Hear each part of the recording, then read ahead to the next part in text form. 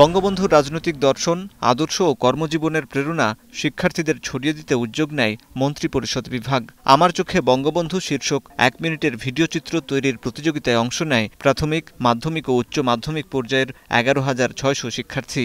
রোববার গণভবনে জাতীয় পর্যায়ে নির্বাচিতদের সম্মানপত্র, ক্রেস্ট ও আর্থিক পুরস্কার তুলে দেন প্রধানমন্ত্রী।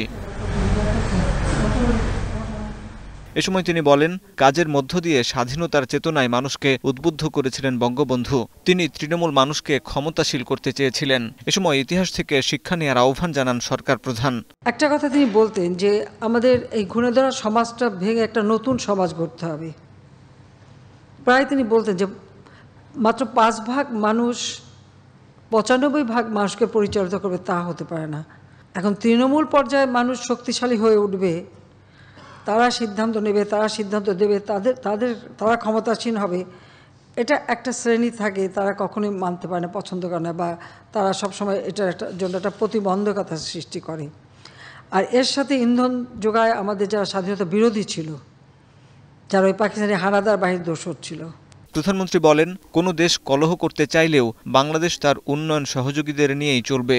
2100 সাল পর্যন্ত পরিকল্পনা তৈরি করে দিয়েছি, যাতে করে এরই পথ ধরে সময়ে সময়ে এর পরিবর্তন হবে, পৃথিবীর যুগের সাথে তাল মিলিয়ে চলতে হবে।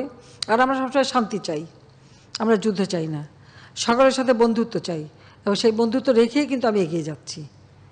কার দেশের সাথে কার দেশের ঝগড়া সেটা আমার দেখার দরকার নাই। আমার নিজের দেশের উন্নয়নটা আমার আগে দরকার।